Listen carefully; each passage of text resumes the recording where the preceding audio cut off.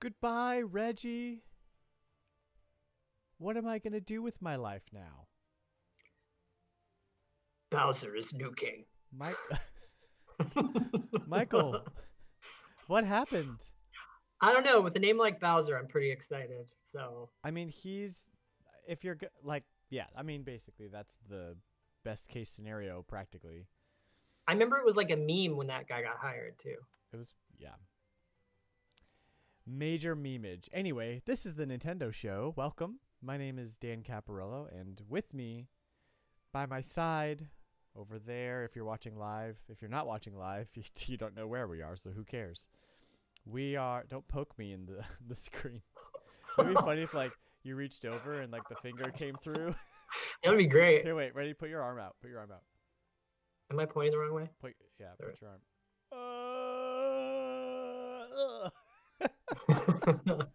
Our audio listeners are like, what are they freaking doing? It's nothing. It's stupid. Yeah, We're it's stupid. It was for the 0 people who are watching us live at the start of this thing. Yeah. Yeah, sorry to start on a downer, but it really is It's major good bad. downer. Yeah. I saw a really good What did he? What? Why did he say? Why? He's just retiring flat out. He's just done working. It doesn't Good matter for who him. he's working for. He's young working. too. Hey man, you probably make pretty good money being the CEO of things. So True, of Nintendo, Yeah, right? That's right? true. Lucky. So I'm gonna post that we're live on Twitter real quick. Michael, you are about to change careers, possibly? Possibly. Is It's that in the something- middle of things. Is that something you can talk about, or do you want to wait? I mean, I've been looking for other jobs, but I have a big interview tomorrow, Yeah. so we'll see. Awesome. We'll see. It looks pretty good. All the It's down- best. It's between me and one other person. I've been taking him out all the way to the top. Just gonna keep telling myself that. Yeah.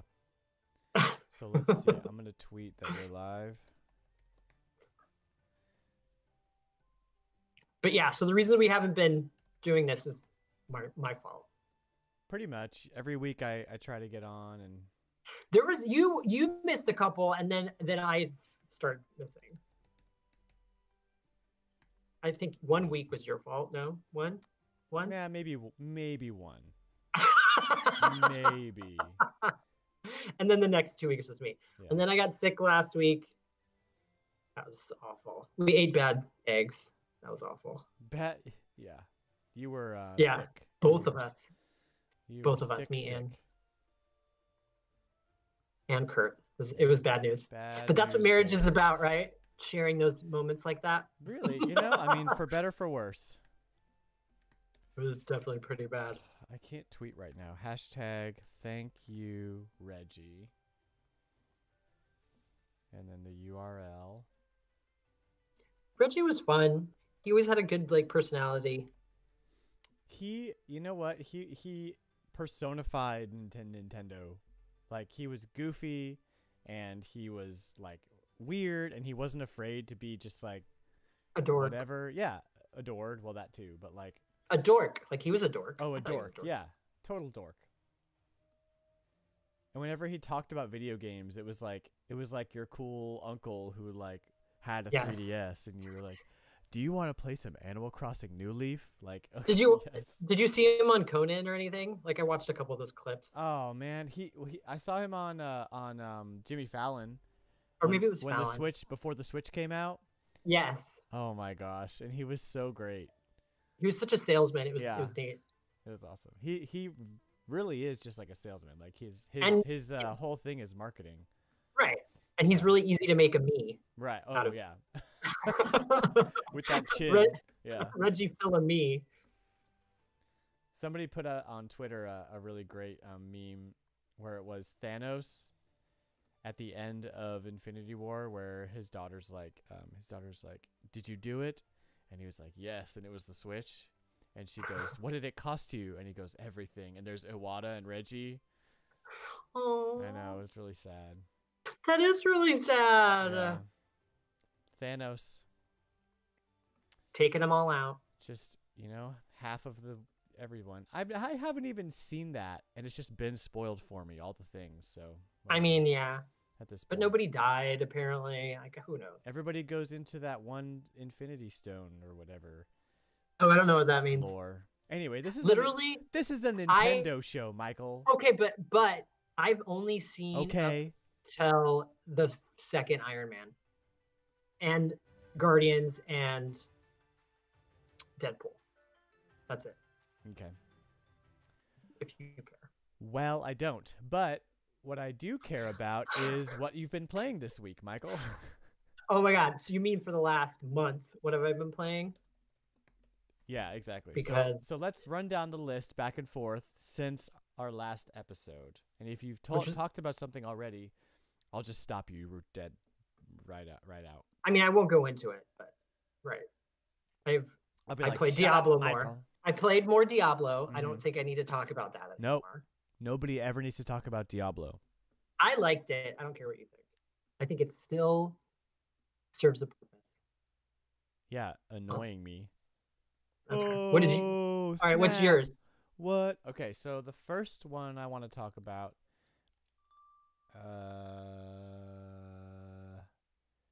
Oh yeah, I didn't even think about that. You're right. There's that too. This game. Okay, I already talked about Sonic Mania, right? I haven't beat it yet, but it still has its hooks in me. Cool. Okay, Feudal Alloy. Feudal Alloy is this game. It's a Metroidvania. It has a very, very, very cool art style, and it is it's kind of like some of the best parts of Hollow Knight, but like way easier, and not like easier per se, but a lot more forgiving and respecting of my time. Because when you die in Hollow Knight, you kind of lose everything, and there's a potential for you to lose a ton of progress, right? Because the save points in that game are there's nowhere. There's like 5 in the whole game, right? So with this game, the save points are more frequent, but when you die, you don't even go back to a save point. You kind of just go back to like the last room you were in, you know? So that's nice. Yeah. And you keep all of your experience, right? So even if you get into and there's a bunch of kill rooms in this game. What's a kill room?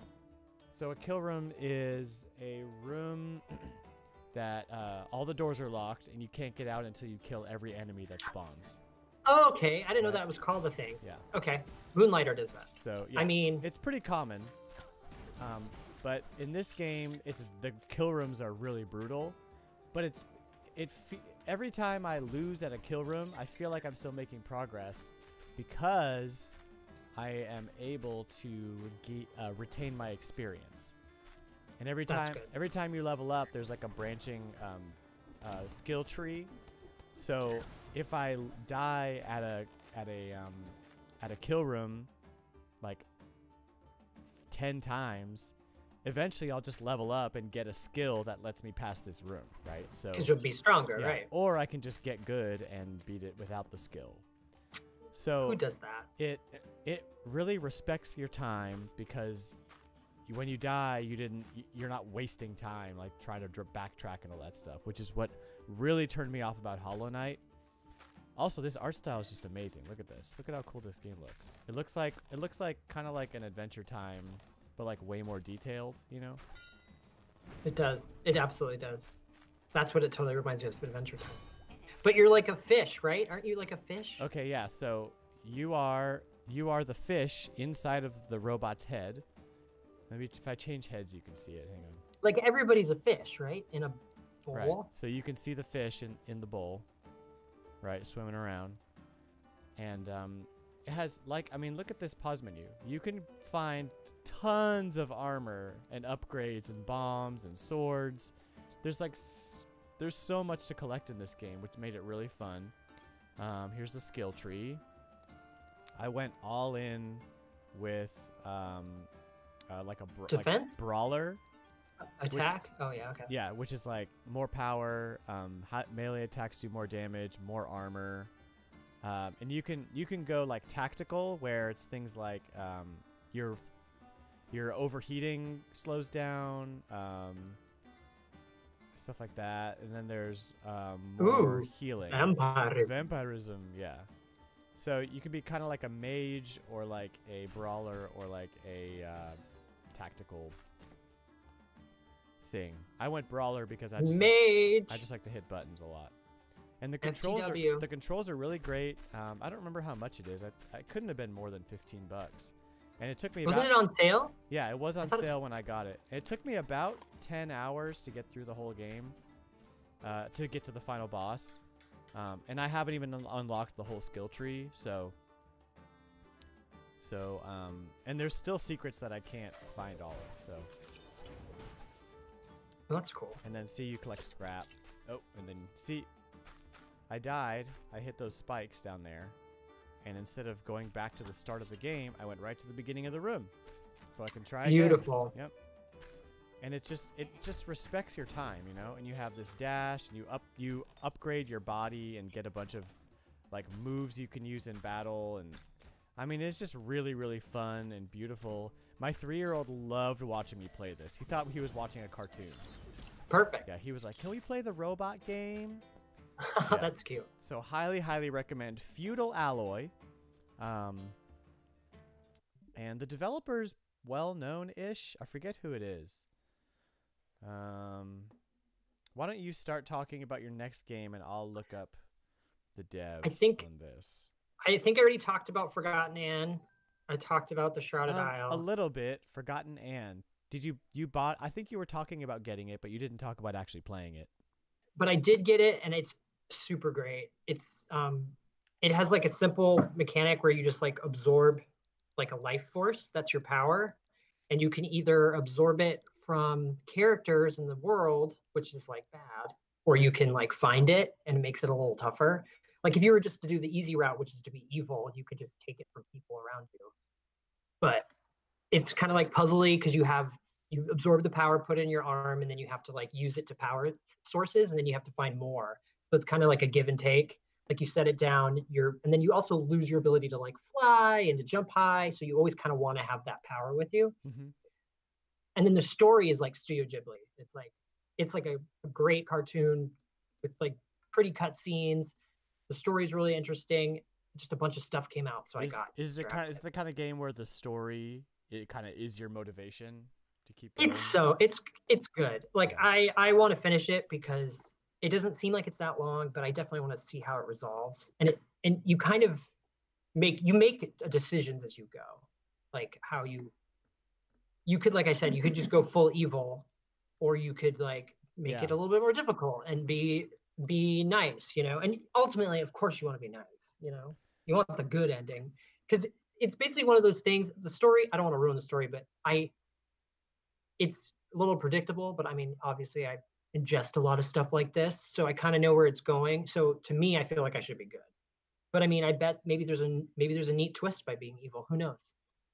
But so the developer is Atu Games, and this is the only thing they're also working on another project called Toby.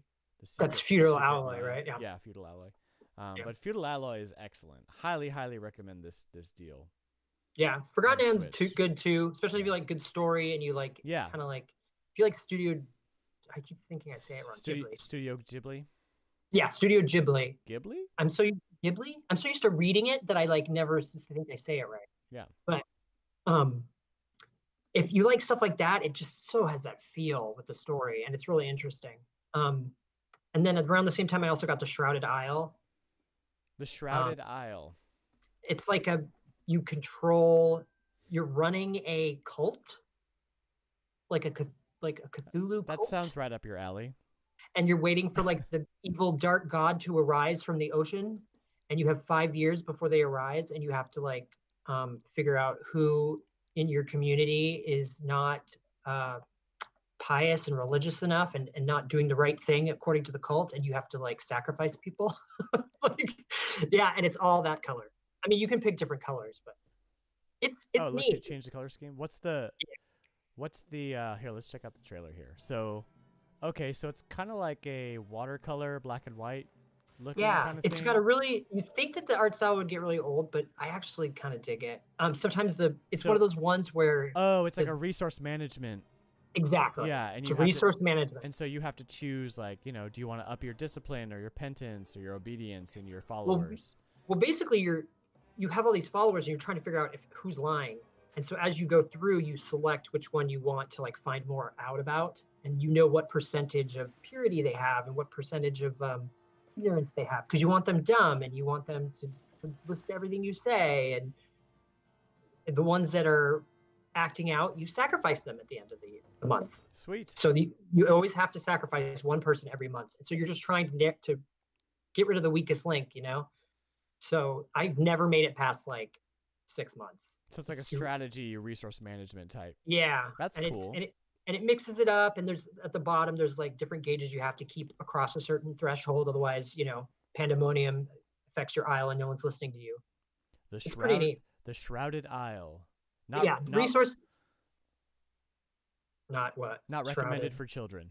Definitely not for children. I mean, it's a lot of reading. It's hardcore resource management. So like at its base, that's what it is. So if you don't like stuff like that, it's definitely not worth it. Cool. But the art style and the theme is really welcoming for everybody. But it is a lot of reading, a lot of sacrificing. But yeah, I liked it. A lot of reading, a lot of sacrificing. 10 out of 10. I liked it. It was definitely like an interesting thing. I still can't beat it, but $14.99 for the Shrouded Isle on the eShop. I think I got it on sale. I've seen it. I think I've seen it on sale. Yeah, I got Pool Panic, but I haven't played it because it was on sale because I have a problem. You still haven't played that? You bought that forever ago. No, I didn't buy it when it first came out. Oh, I thought you did. I like watched a video and was convinced it wasn't for me, but then it was on sale and I was like, I'll play this eventually. It's Adult Swim games. It looks like my kind of thing. Still have not touched it. Okay, so my next game. My dog is barking at somebody in the backyard. My next game. Let's see. I guess we could talk about Wargroove. We haven't really touched on that. You've also been playing Wargroove, right? Wargroove actually was next to my list. Yeah, let's talk about Wargroove because we both have had experience with it. So normally it is not my type of game, but I love it. What about it isn't your type of game? What do you mean by that? I've tried to get into like this style of like tactical game, and I've always had trouble with it. Like Fire Emblem-ish, I like Fire Emblem. Like I was able to play that first one that came out on 3DS that everybody played. I forgot which one that was called. Yeah. But that one that kind of got everybody into it. I was able to do that one, but the next one that came out was like not as fun to me. But this, I like that you can lower the difficulty to get your head around it. Oh, look where that. look at this map. Yeah. Yeah, I was about to. This is a good segue. So, the only way that I beat this level was that I sort of cheated on the difficulty a little bit. Like every time I lost, I would move the cursor just a little bit more towards easy. It's a nice big scale that you can do, and there's a lot of different options that you can manipulate. I like that. Yeah, so I'm about to just destroy this guy. So while you're talking, I can do that. Well, my coworker's also playing it, and he's normally really into this kind of thing. And I kind of just got it on a fluke. I was like, I'm gonna get it. It looks cool. Yeah. And when I first started playing, I played it on regular mode, and I was just like not doing well. Right. But the fact that I can lower the difficulty, it gives me a chance, I think, to like get used to how they play. Well, and then I feel like I could go back and make it harder. Yeah, I was doing really good on normal mode for a while, like up until probably the 7th or 8th mission. Mostly just because, I don't know, Advance Wars is my jam. I love Advance Wars. I'm not used to it. I love strategy. This is like turn-based StarCraft to me, so I'm like so into it. Right. But at some point, it just got to like, the units just got unfair. Like, how are you able to... It's almost like the computer was cheating, I feel like. They I also just need to get good, so whatever. But still. I read the Reddit AMA with the devs after it came out, and Yeah. they're gonna tweak some stuff. They said That's that right. the I downloaded that update, so did they up? Okay, great. they already I didn't notice updated it. The fog of war they were going to tweak Yeah. because it felt too much like that they could hide from you and just suddenly appear. Right. They tweaked that a little bit. My dog is being insane. That's okay. You can't hear him at all? No, not really. Okay, good. Okay, good. He's like doing circles behind me. But like they were definitely being proactive about what they're going to change. Yeah. And they were being really like friendly about it. But I like the little things. Like they purposely made it so dogs don't die, even though people I know, do. right? I love that. Right. And people mentioned that. They were like, I'm so glad. Because when the dog units die, they just run off. And everybody else dies. Yeah. But they realized like in testing that it was like people, the big comment they were getting was like, it bothers me to watch these dogs die. Yeah. So seriously. they just had them run away, which is, Excellent. fair. Yeah, who cares? They ran away. Good. And then the fact that this is in addition to, they also have included the entire ability to design your own maps and campaigns like 100%. I haven't even touched that yet, but I'm really excited to. Like you can even make the cutscenes like in between, like the level of that they let you do. It's not just the map, not just like this map you're playing. You can literally make full campaigns with cutscenes and have like a story you want. You can do whatever you want. I mean, granted, it's the same characters and they have the same abilities, but that is awesome. And there's already a ton of stuff on that's free to download of other people's created missions. So it's really the replay value for this is amazing. I don't know if you can do easy on other people's maps though. I'm assuming you like can. Why not? Yeah, no, you're right. Because the stuff that gets modified, it's just AI, is just you, like, right? Get more money. Yeah, you get more money. You get, right? Isn't it more money? You can adjust the AI. You can stupider. Let me look. Oh, I don't remember. Yeah, it was like 8 things. I gotta wait for them to move so I can look at it. So. I love the dog. Mission... Are you the dog? Yeah. Oh yeah, Caesar. I can't. I think you would just have to end. I think you can only do it before you start a mission. No, I did it in the middle of a mission last time. Maybe it's a specific mission. Yeah. Oh wow, I thought you had to. Oh yeah. Stop.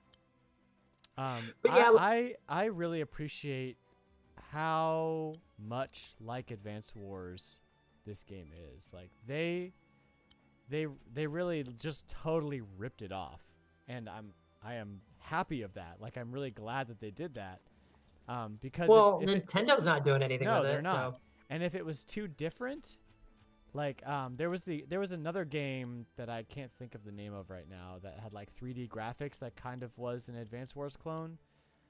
But it was just, man, it was just slightly too different to like really scratch that itch. Yeah, and I watched some reviews and it was a little buggy, and I think they went too hard on graphics and not enough on actual like how it feels to play. And oh man, bandits are showing up at these random points. I don't want to do that. That's one of the reasons I like playing it on easy, because that is notable about like most of these. There's always like a random wild card thrown in there. Yeah, in the story the enemy gets. Yeah, in the story missions there are. But I really like to make trebuchets because everybody hates a trebuchet. A tray bucket? Tray bucket. Yeah, but I'm really thoroughly impressed with how well this game came out, and I agree. I want more. And the support is fully there. Like the free customization's there. They said that they're going to support it with DLC. There's probably going to be new characters. Yeah, that's awesome. They did Stardew Valley. No, Chucklefish published Stardew Valley. Or they published Stardew Valley, that's right. But they didn't develop Stardew Valley. Yeah, that was that one guy. This is an in-house Chucklefish joint. Chucklefish joint. I just knew it was like the same family. But these people did that other space one too. Or they used a character from the space one. They have that third game they did. I don't know.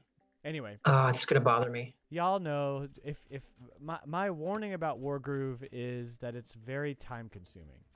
Yes, A single battle can take 30 to 90 minutes to complete, and absolutely. if you don't have the time to invest, and it's like on the verge of not being able to multitask while playing this game.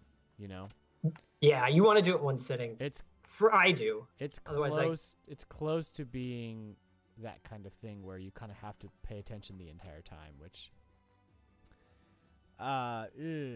for this kind of game, like RPG-ish battles and turn-based stuff, I really like to be able to kind of turn my brain off and play for a little while, but it's not really possible with this because you're constantly planning your turns, 3-4 turns in advance.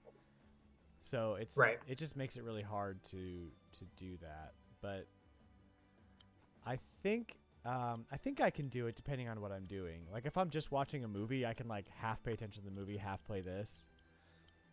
Then it's fine. But that's what I've been doing. But yeah, if you're looking for something easy breezy, like an easy breezy RPG or something, this is not it. And if you've never played Advance Wars before, but if you really like turn-based strategy like Final Fantasy Tactics, yeah, or even if you like Fire Emblem, you'll probably like this. But there's not enough. I've done Fire Emblem and I've done Tactics, so I felt this was welcoming. It was just different with like my group is this way and their group is that. You know what I mean? Yeah. Like it's a good halfway. It's a good halfway point between a StarCraft and a Fire Emblem. Right. Yeah. And then each warlord or whatever they're called has a What are they called? General. Yeah, I really. They all have a special power. I really appreciated that the generals are like on the battlefield and they're not just like this, disembodied character somewhere that isn't important to plot or That's different from Advanced Wars though, right? Yes. Yeah. Because in Advanced Wars, your general isn't on the field. You play as them, but they're not on the field. Yeah, and they have in Advanced Wars they still have like sway in battle, like they have special moves and stuff. But there's a lot more that you can do in this game. It gives you a lot more freedom, and they're super powerful. Like they're incredibly powerful in this game.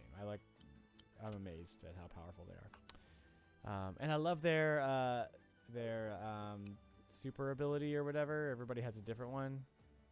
I'm trying to get the vampire girl. I like her. But she's like way down in the story. I have to get to. That's why I like put it on super easy. And I'm trying to blow through the story so I can unlock her. You love vampires. I do. I thought they were cat people, and then like I started playing, and I'm like, oh my gosh, they're not cat people. They're vampires. Cat people. Really. And she looks like her little sprite looked like a cat person, and then I realized. Okay, I'm gonna stop playing this now, and I'm gonna go home. So. All right, bye. Bye. Was there what was the next game on your list after Wargroove? I think there's another one that we both played, but I'll get to that one later. But the other one, I played, and I bought this a while ago. I think I might have forgot to mention it. Moonlighter. Yes. It was. Moonlighter is everything I love. Okay, just give me like a breakdown of what it is. So you basically you are a merchant who runs a shop, but you don't have any stuff. So you start going there's 5 dungeons that are locked and only one of them is unlocked, and you start diving into the dungeon, and it has those rooms you just mentioned, that the doors lock, and then you have to beat everything before you can move on. Okay. What's that called again? Kill room. It has kill rooms, and also some rooms are open, but there's over 300 different dungeon layouts. They all kind of a basic makeup that they always have, so you kind of know like when you're on the right track to finding the exit. And you dive in, and you can go as far as you want. You can go as little as you want, and you have a bag. But your bag, once it's full, it's full. Okay, so it's a little bit. It's a little roguelike-y when you get into a little roguelike-y, right? If you die, it just kicks you out of the dungeon. You lose everything in your bag except whatever on your person, which is the top row of your bag. And then you take it home and you sell all the junk you got. You can either keep it for parts to upgrade your equipment, or the stuff you don't need, you put up for sale in your shop. You decide the price points. This is all like everything I love. That's I mean, cool. this is literally my job. You decide the price points. You do, right? It's like me. It's like me going out and murdering people for video games. But you decide the price points, and you kind of gauge like how the customers are reacting, and then that's how you know what price point to put it at.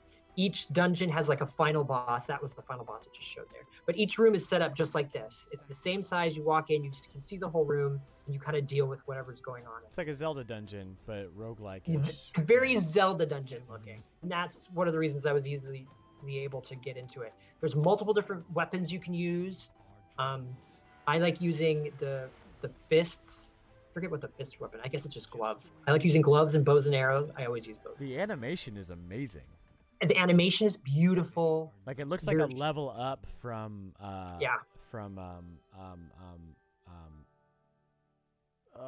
$5 game that came out like almost at launch. No. Okay, now I gotta figure out what that was. This game looks amazing, and it's on sale right now. Is it on sale right now? Yeah, it's that's great. It's set 25% off. They just released a update for it too, and the update's great. The update added basically each dungeon, I think has 4 levels, and then you get to the final boss. They've added it now, so there's a mini boss at the end of each of those 4 levels. There didn't used to be. It was almost a little too easy, and so now they've added a mini boss at the end. And they've also added companions. So once you've killed in-game, like once you're in a dungeon, if you kill 10 of the same bad guy, there's a chance it will drop an egg, and then you can take that egg back to your house, and in 3 game days, it'll hatch into a little character that's like a version of that bad guy that you take with you, and they help you. What? And it's super, yes. There's so much in this game. There's so much. And so they'll have like little attacks that they do, or they'll like pick up stuff for you, or there'll be like an extra bag space. Camino. I don't know that Kamiko. Yeah. It was $5. It was like very close to launch, and it's a really, really good Zelda-ish dungeon style game. And the art style looks very similar to Moonlighter. Oh, that's what I was thinking of. I bet it plays pretty similarly because Kamiko was pretty fun. Yeah. Looking at this and having you talk about it I'm dangerously close to just pressing the buy button right now. It's really good. But it was like an impulse buy. Like, I don't know what made me buy it. Oh no, I know what made me buy it, because the shop.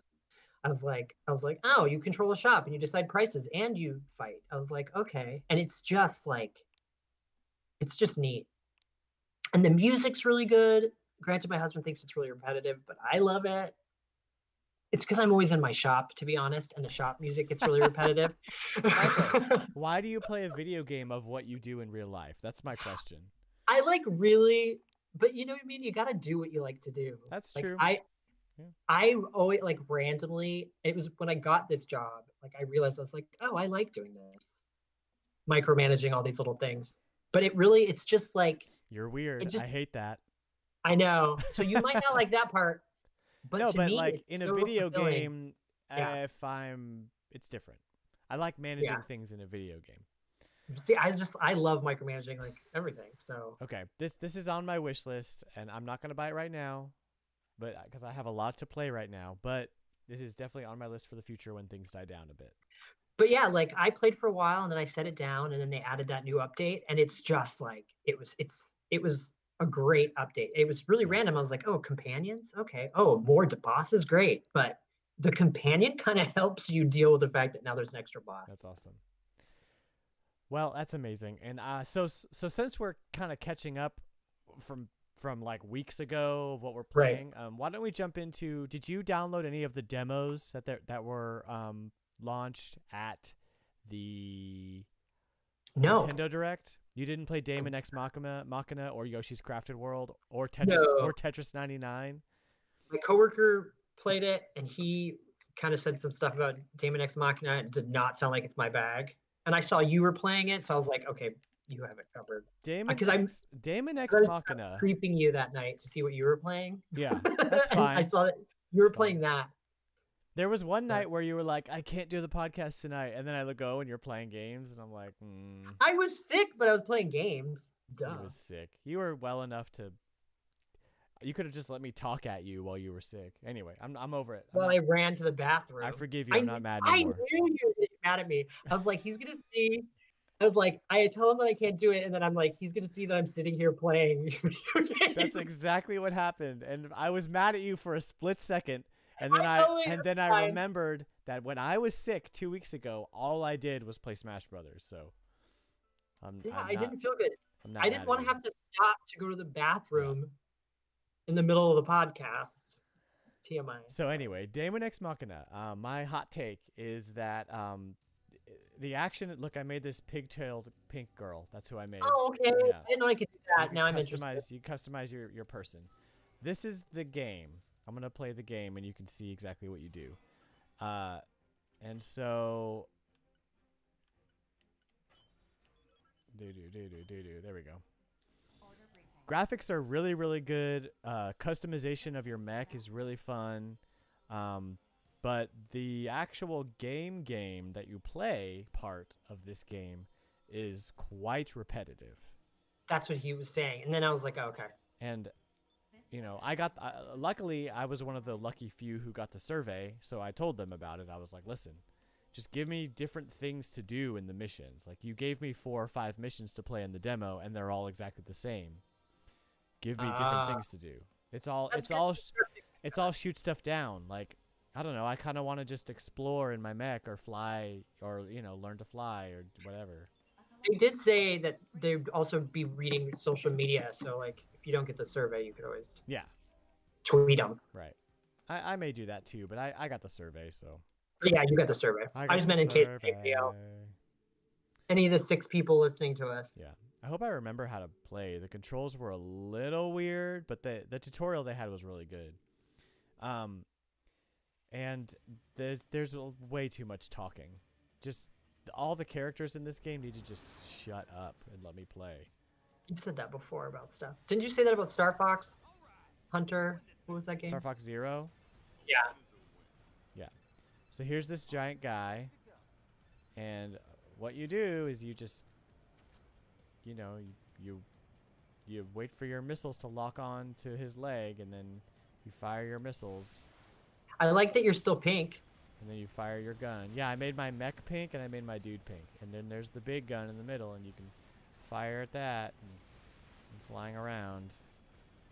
But people like this mech stuff. People do. People like the mech stuff, and they're allowed to like it.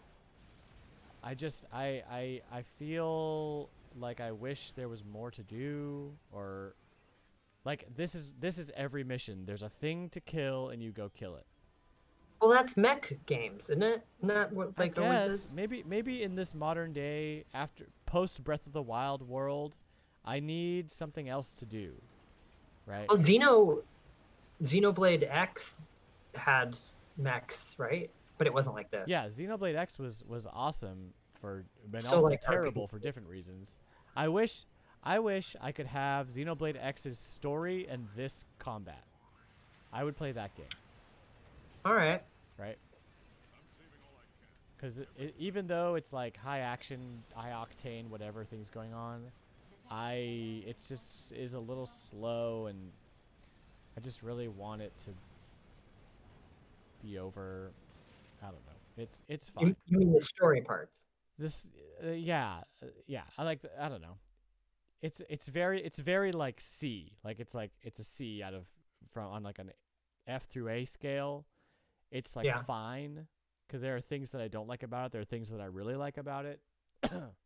I really hope that the story ends up being something that makes me keep coming back. But as of right now, Daemon X Machina, not for me, possibly. Yoshi's Crafted World is also not for me, because it's kind of a baby game. I was gonna say it's a baby game. That's why I didn't download the demo. Yeah. I'm like, I've played this already. I wanted to give it a try, just to just yeah. see, I played it last time. I liked Woolly World on Wii U. Isn't it the same as that? No, it's a different game. It's Crafted World. Isn't it the same game? No, it is not a remake of Woolly World. It is a sequel. It is called Yoshi's Crafted World. So it's the same game. It looks like the same Oh, Michael. game. Did you play Tetris 99? Yes, that was the other one I was just talking Tetris 99 is really fun. I love Tetris 99. Yeah, I'm so down. Kurt watched me play because Kurt has a Switch, and I was like, "Oh, look, they added a free Tetris game." But he is really turned off about the fact that there's other people playing. I don't really notice the other people unless I'm like the top 10. They mess with you a little bit, but honestly, it doesn't really affect what you're doing. Yeah, I feel like I'm playing regular Tetris. Yeah, until the very end.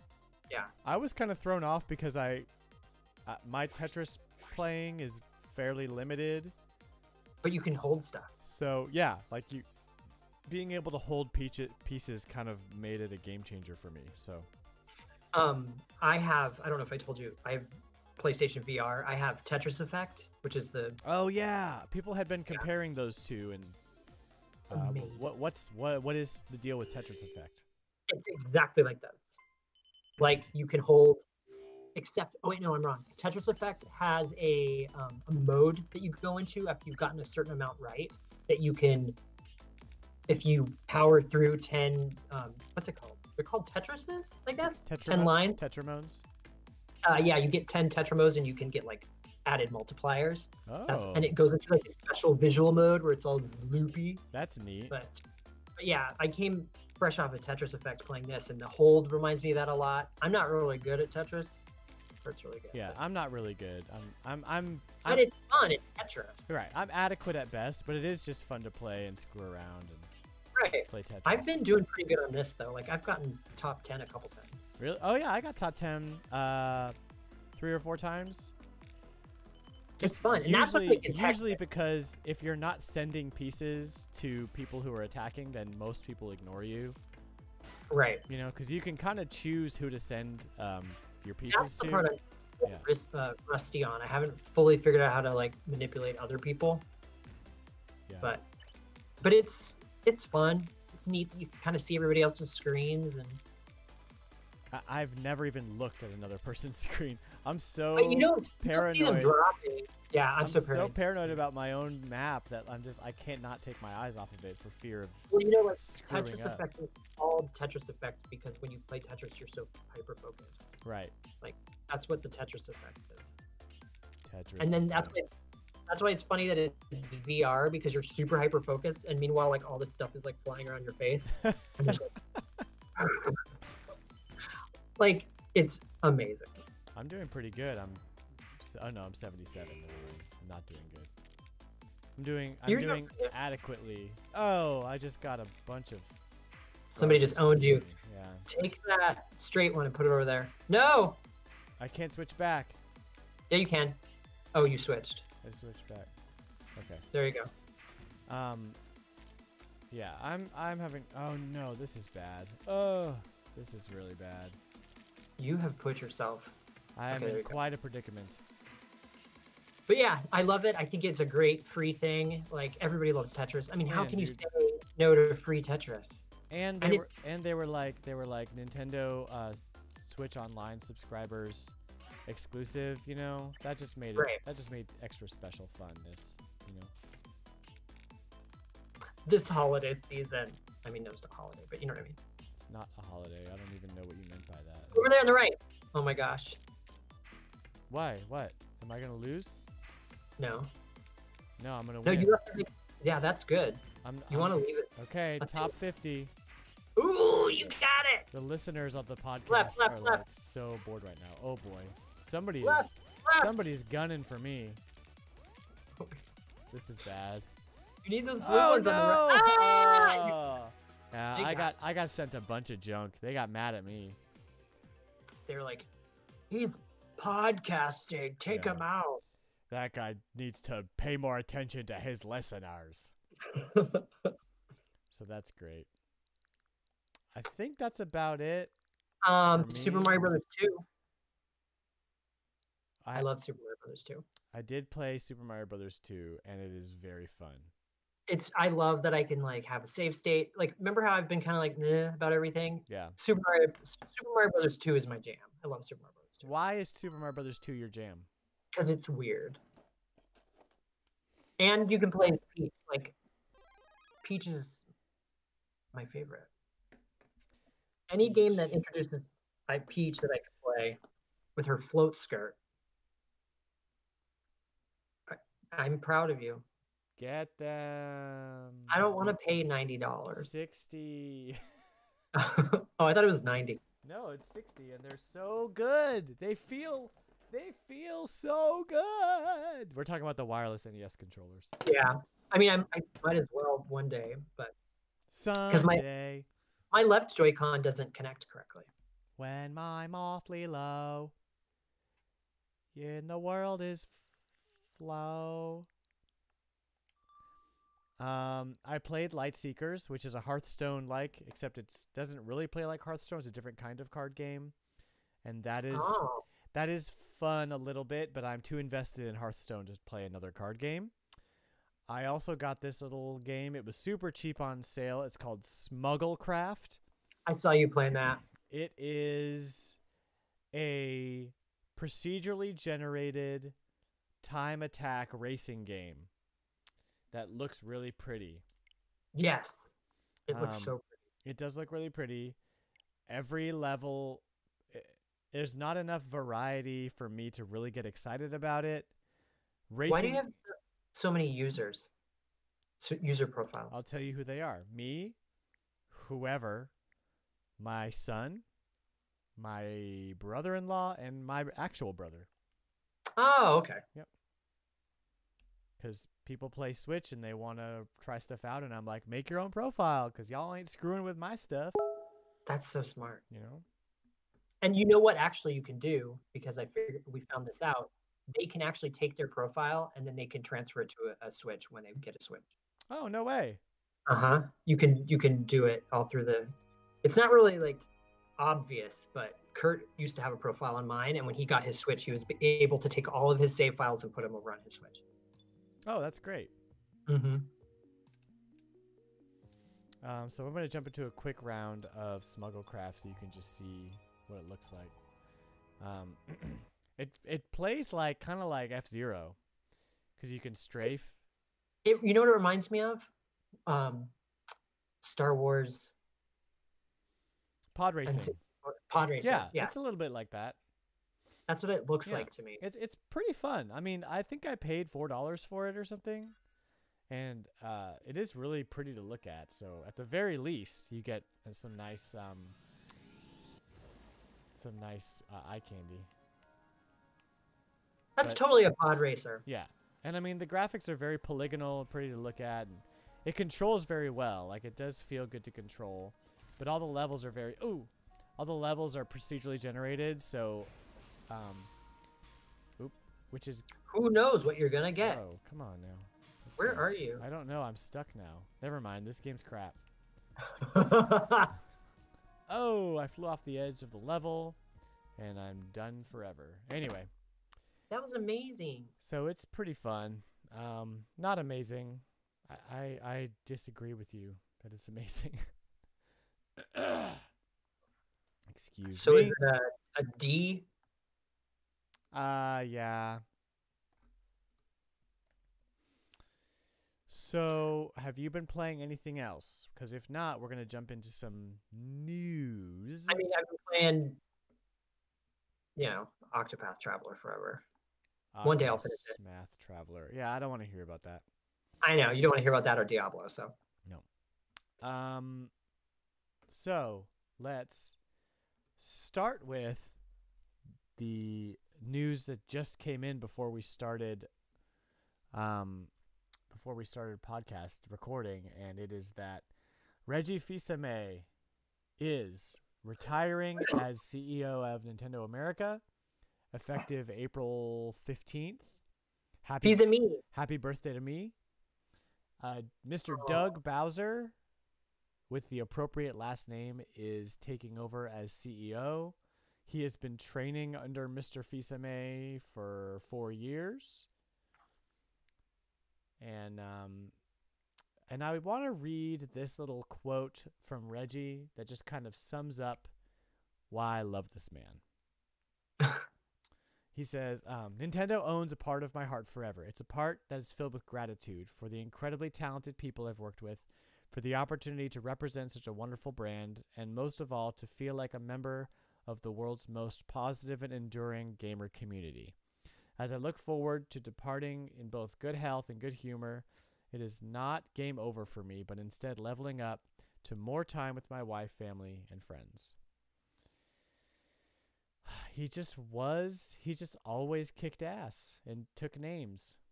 He was a nice guy. And he was super nice. And every reporter or games journalist person who's had any interaction with him has had nothing but good things to say. Right. I don't feel like I've ever heard something negative about him. There was no scandal. And that's more than what I can say for most other gaming CEOs. Like usually they're kind of sleazy or just weird. Or dude bro. Yeah.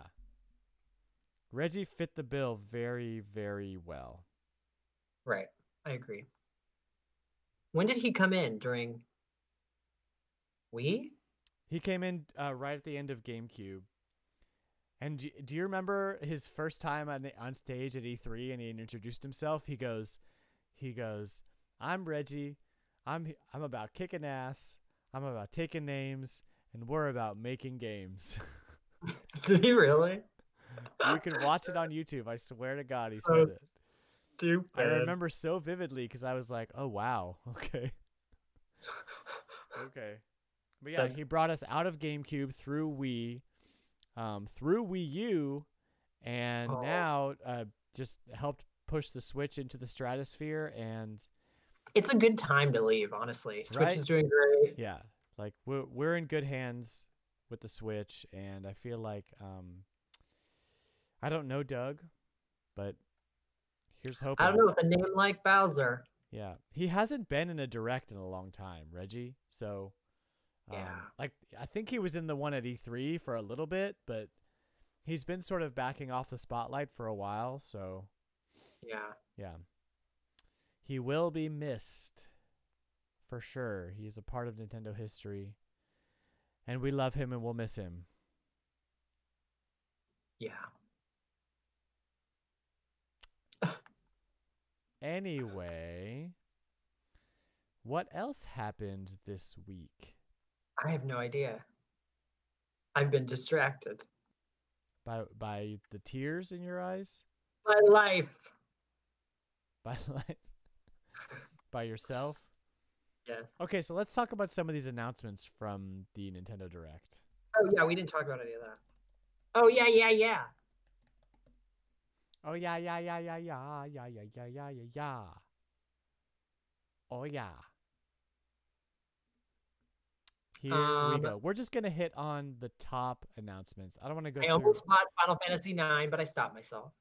I don't want to go through everything. Oh, dude, I almost bought it like 4 times because every time I look at it, Final Fantasy IX was my favorite. I liked it better than 7 because it reminded me of 3 more than 7 did. Yeah, it's the classic fantasy. It was a return to form for the genre. I agree. And they haven't gone back. A little bit, like when? Not in Final Fantasy, but on other games. That's what I'm saying. Final Fantasy never went back. Like it was. Final Fantasy IX was literally the last. Like, they're never going back. Final Fantasy is their AAA game, and a JRPG can't be a AAA game in this day and age. It's just weird though. Like Final Fantasy 15 was nothing like. Right. Like I got so bored. I love chocobos though. Anyway. Oh, that's a good. I'm excited about what? Chocobo's dungeon looks really cute. Great. So Super Mario Maker 2. Boring. What are you saying? Super Mario Maker is so awesome. Here's what I do in Super Mario Maker. I don't go play rando levels. Like, it's just not something that I like to do. Like, I'll go in a little bit just to invest into the community and play random levels, but it's not super fun because most of them are kind of memey. So what I do is I build lots of stuff, experiment like hell, I play popular levels that people show online or people that I follow online. I'll play their levels, and I play my own levels, and I make other people in real life play my levels because it's fun. And I cannot wait for slopes. Slopes, Michael. So much Yay. slopes. So great. You're not excited at all, so we're gonna move on. Do you? I see the enjoyment, and I get it. It's just Mario's not really your thing. If they had a Super Mario Brothers 2 skin, you would be all over that. I'd be all over it. Yes. Mario Brothers 2 is just so weird, and you can play as Peach, and I love it. So I just suck at regular Mario. I've always notoriously sucked at regular Mario. Yeah, well, sorry, not sorry. Get good. I know. It's true. New Box Boy. Did you play Box Box Boy is Boy? super fun. I played it on 3DS. I loved it. Yeah. This is a merge of Box Boy and Box Boy 2, right? Isn't it just both of them? This is a new game. Oh. This is a sequel. But the girl's in it. The girl is in it. Because they're not going to take the girl out. She's cute. Yeah. Box Boy. Dragon Quest 11. I purposely stopped playing it on PS4 when I realized how much I loved that game. Wow. Because I wanted to play it on Switch. And why do you love it so much? What about it? Because I loved Dragon Quest. I love RPGs. I love how it's always like returns to form and it feels like Dragon Quest, and you always kind of know what you're getting when you play Dragon Quest. The Kotaku review is really good. The guy that did the Kotaku review is like in love with it as well. And so he has the best 30-minute video review about why Dragon Quest 11 is so good. But it's just something that you can just enjoy. Like, it's not super hard RPG. You can really easily do it if you want. Really? You can make it harder if you want. Well, that's good. It's just classic. Yeah, there's additions you can do, like certain options you can pick. I think it's called Draconius mode to make it a little harder if you want, or you can just play it. They tend to be a little bit.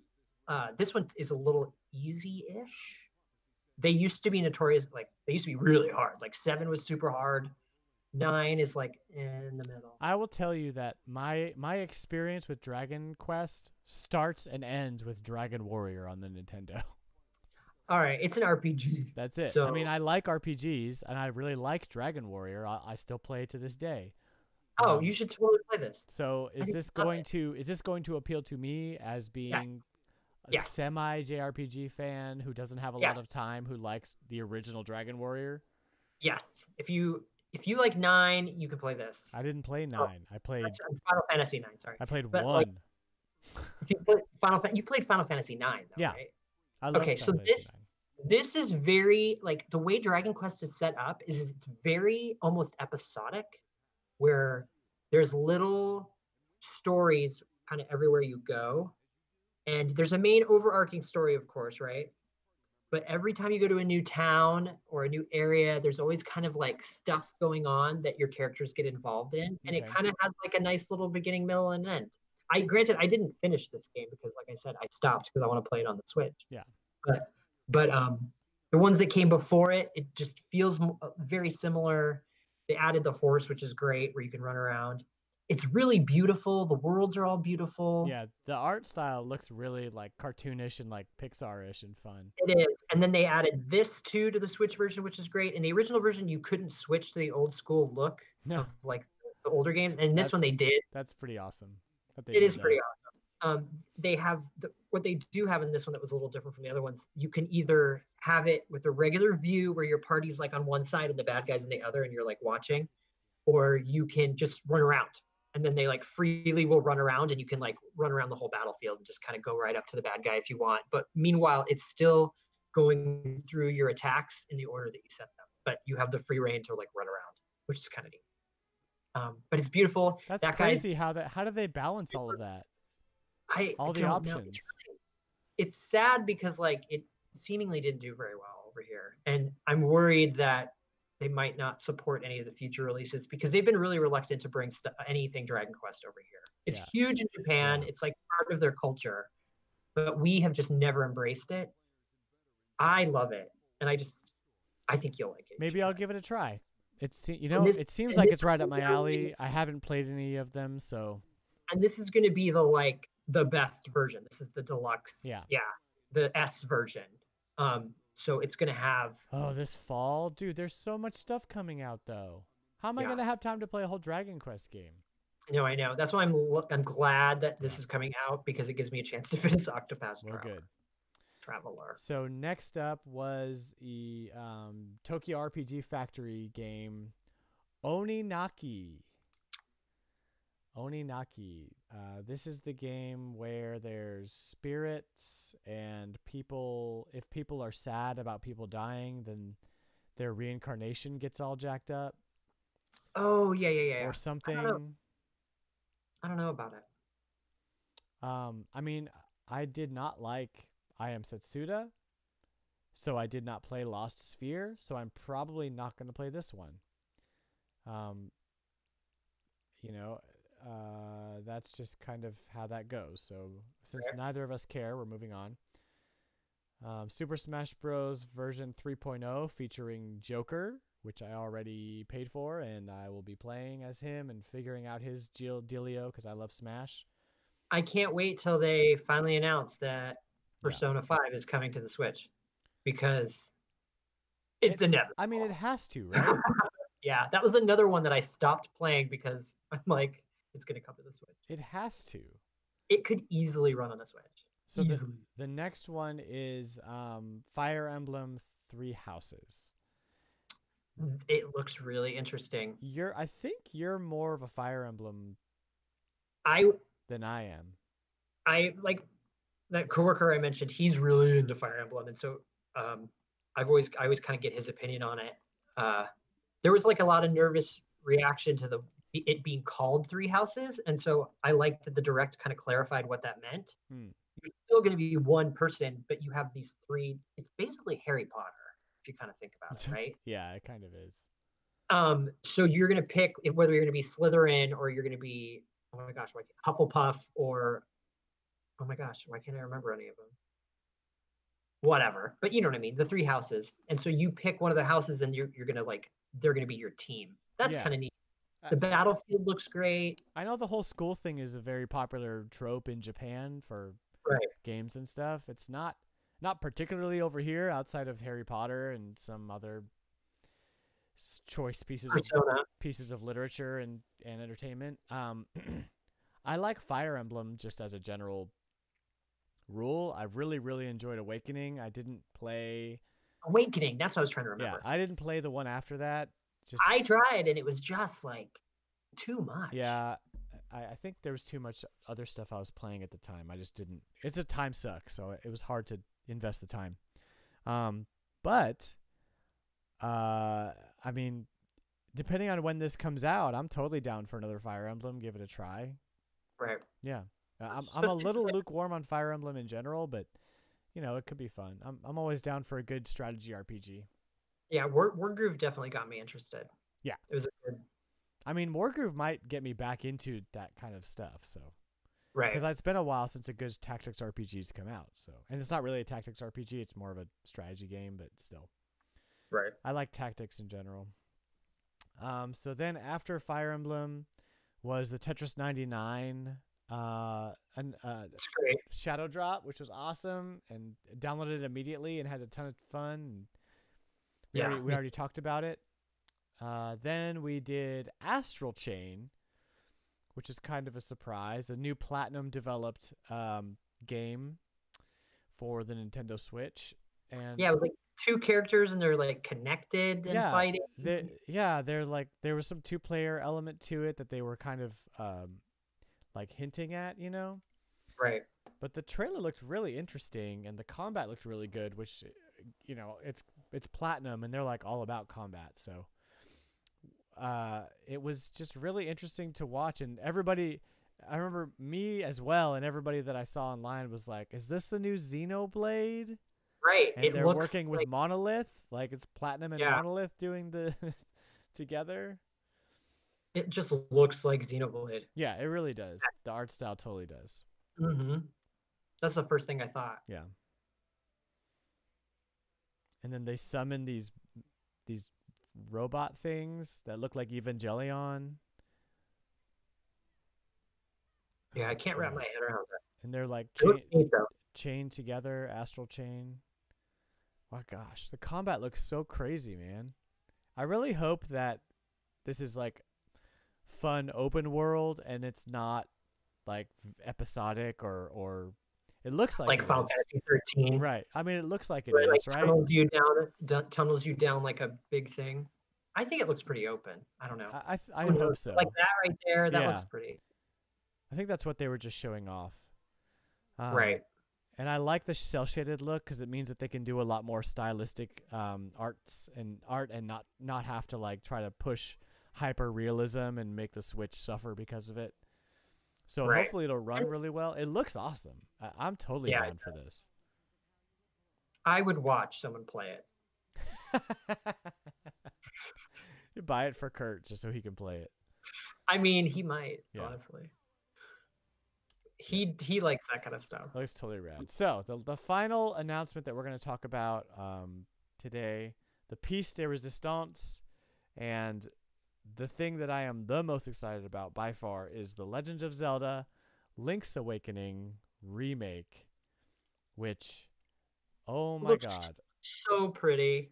It looks so pretty. As soon as I saw the boat, I was like, just started crying. I was like, this is my game.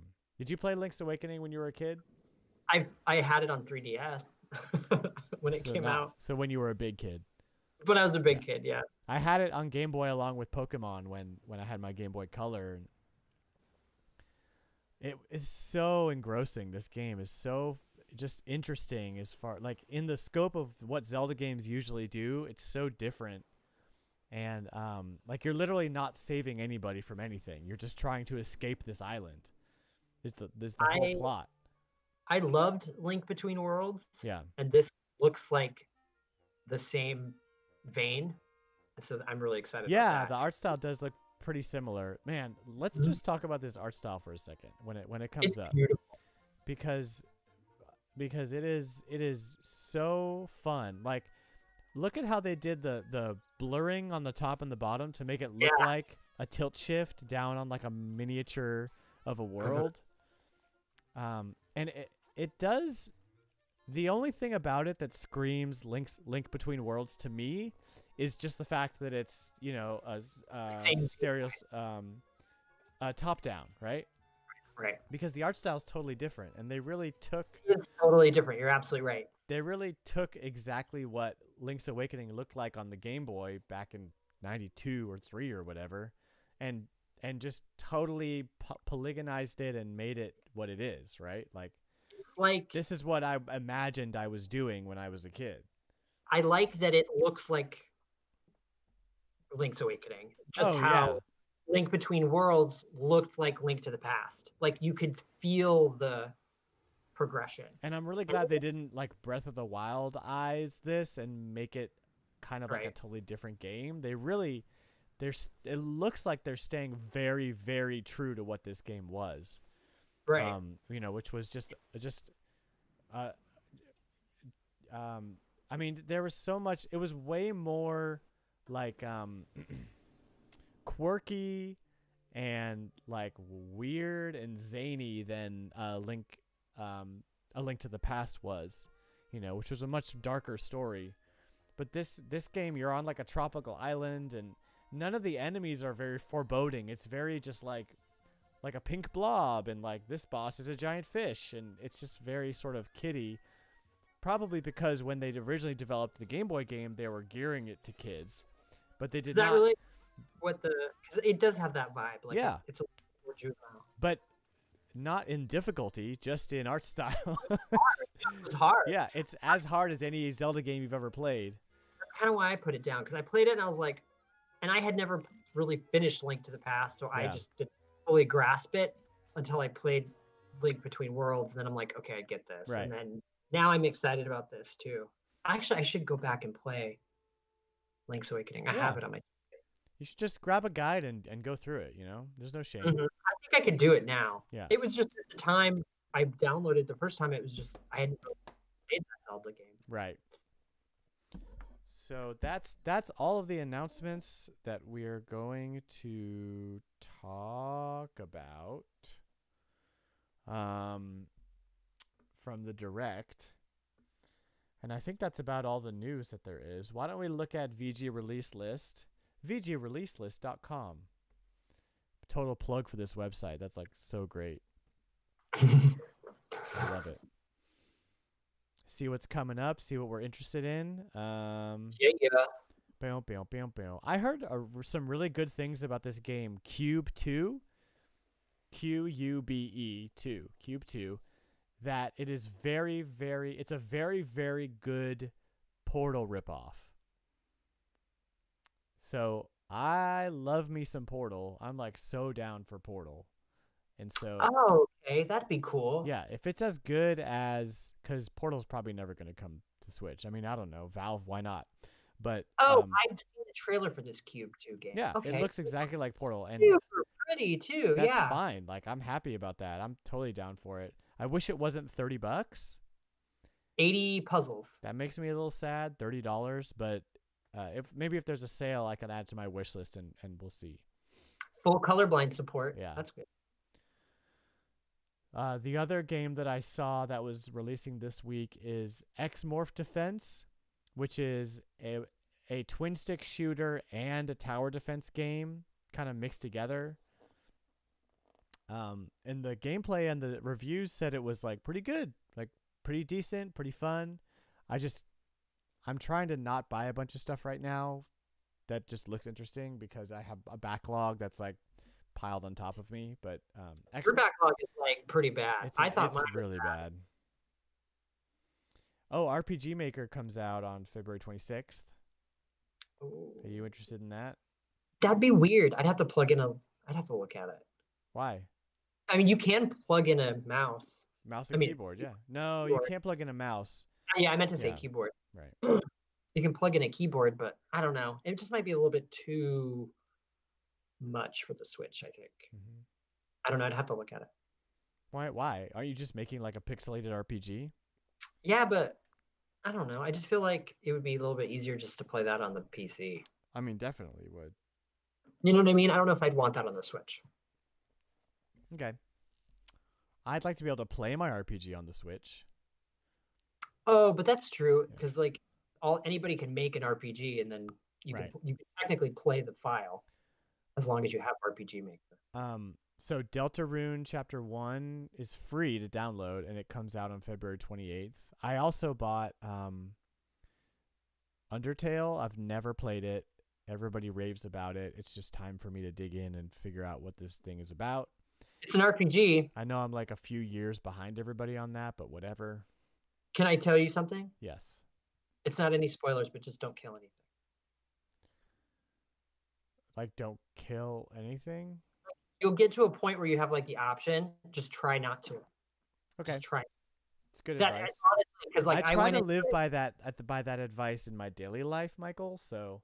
But even in an RPG, you know, and that's the beauty of this Undertale, and that's like the only thing I'll really tell you starting it. But like you have the option not to fight, and it kind of goes into it a little bit in the storyline when you first start playing. But I didn't realize it, and I was like, and I like attacked, and I was like, oh, I don't even have to attack. So just kind of think about that. Okay. You'll see. I will see, and then I will be amazed probably. I don't know. I definitely do want to see what you think about it. I'm about, I think I'm a third into it. How long is it? And then I got distracted. I'm not 100% sure. Okay. I'll look and see what the average playtime is because I need to know. March 1st, ToeJam and Earl Back in the Groove, which I already bought and paid for and downloaded. So and Nintendo sent me a survey for it. I was gonna say I saw it on your thing. Yeah, and I was like, why? What wires got crossed that were not supposed to be crossed? It's just got to be automated, right? But that's so... Come on, guys. Like, really? Oh, okay. I also picked up Captain Toad. Yeah, you did. Because, I don't know. I love Captain Toad. They're super fun little puzzles. Nathan can watch me play it. And they're supporting it great, which is awesome. Yeah, there's like DLC for it, even though I wish that was for Mario Party, but whatever. Oh gosh, Yeah. Mario Party needs help. Yeah, come on, guys. That's like the one thing that's still version 1.0. Yeah. I was reading that somewhere. Like they've literally not added anything to it, which is kind of weird. I hopefully maybe there's some weird DLC that they're gonna drop that will like fix it. Hopefully, you know? Come on, guys. Like it's like good, but they need more. There needs to be more. They need it so, like me and you can just play a game. Yeah. Like a game. Like, you know what I mean? It's like, hey, I'm free. Yeah. Free. Yeah, let's sit down. Let's do this. We're adults. We can sit down and play a board game together. We're adults. We can play Mario Party. But you know what I mean? Like, I think that they thought that no one would sit down and play Mario Party long distance, but like, really, that's what we all want to do. You know? I want to waggle over here and beat the crap out of you. Thank you. As Peach. Anyway. Final Fantasy VII is on March 26th. Meh. Been there, played it a million times. I'll probably buy it because it's Final Fantasy VII. I'm leaning towards 9. I wouldn't do it, dude. I bought it on PC and then I was like, why did I buy this? It's one of those games that's just fun to run through. Oh, that's true. It does have the I'm pretty sure. Shovel Knight. I think it's a PC version, so it's going to be like 9, so it has all the options that you can turn on to make it a little bit faster. Yeah. Like people walk faster and talk faster. Yeah, you can skip fights, that kind of thing. Shovel Knight King of Cards comes out April 9th, but I think that got delayed. I don't know. I think it got delayed. Yep, and then Box Boy on April 26th. Final Fantasy 12 Zodiac Age on April 30th. And Assassin's Creed 3 is May 21st. Did you say Final Fantasy 10 and 10-2 on April 16th? No, 12. I'm going to get 12 also. That's another one that I stopped playing under the PS4 because I found out it was coming out on the Switch. Fire Emblem Three Houses is July 26th. And that's about all the major stuff that's dropping first half of the year. And not a lot that I'm super hyped for, which is good because maybe I will actually get some game playing done in my life. Yeah. Well, Michael, this was quite a show. An hour and 15 minutes so far. Is there anything that we did not talk about that you're just hankering, chomping at the bit? No, I think we covered it. Yeah. There was a ton of news, and we didn't cover all of it because you listening to this, you already know everything that has happened. So we're more here. We're here to give you our professional takes and our jaded opinions on on what's going on in the world of Nintendo. On our narrow-minded views on the certain things that we like. Yeah. Well, thank you guys for listening, and we are we love games, and if you love games, feel free to tweet at us. You can tweet at me at the Nintendo Show on Twitter, at the Nintendo Show. You can also send me an email to podcast@thenintendoshow.com and give us discussion topics, or just tell us how much you like or do not like the show. Either one's fine. Won't take it personally. And yes, you will. Michael does stuff on Twitch. Sometimes. I haven't been on top of it lately. Yeah. But yeah, I do. I do Switch sometimes. Usually on Sundays. Twitch. What's your name on Twitch thing? Michael Nothing. Michael Nothing on Twitch. Mm-hmm. And thanks for listening. Sorry about the delays lately. And yeah, my bad. Michael forgets sometimes that every Monday he has a date with me, but Monday's hard. Why? Because it's the beginning of the week. Well, let's change it. Oh, we'll talk about that. We're too early into the lore of this podcast to care about consistency at this point. We're just trying to launch a thing here. That's true. Yeah. All right. We'll get it. We'll be there. We'll do it. What's your favorite Coheed and Cambria song, Michael? I don't know. Can you remember any of the names of their songs? Because they're all crazy. I don't remember any of the names. Yeah. I know I have a couple of the CDs from when Hot Topic went from CDs to this like big hard drive. So they like sold us all the CDs and we could buy them for like $2. Oh, so man. all like there's hundreds of CDs in the store. And so all the management, we got first pick, and you literally paid like $1 for each CD. So I have like a huge box somewhere, and I bought like 4 Coheed albums. It's great. I did that That at was Hollywood Video when they got rid of all their VHS. I had like 2 cardboard boxes full of VHS, like great great. movies and stuff. Because they were just free. They were gonna throw them in the dumpster, Yeah, and we it were was all like like, no, they were like, you have to pay something. So I think it was like $1 yeah. a game. It was like just like dollar disc, and we were like, yeah. Everybody was fighting. It was pandemonium. I like free though. On that note, we'll talk to you guys next week, probably. Yes. Yeah. Goodbye, Reggie. It's been fun. Hello, Bowser. My old friend. Jamie's got a gun. Doo-doo-doo-doo. Wait, I mixed 2 songs together there that don't. Yeah, you did. I don't know where you're going. All right, bye. Okay, bye.